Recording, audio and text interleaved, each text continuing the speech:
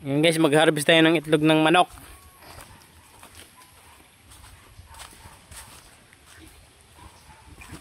Ayan.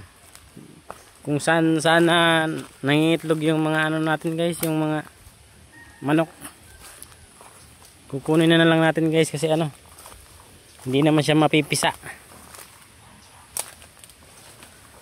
Ayan sign.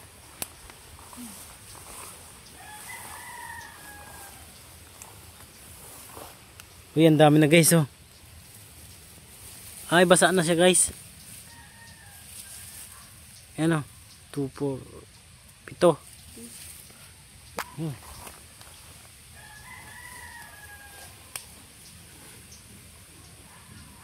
Yan. Wala, sayang. Mangitlog na lang siya ng ano, panibago.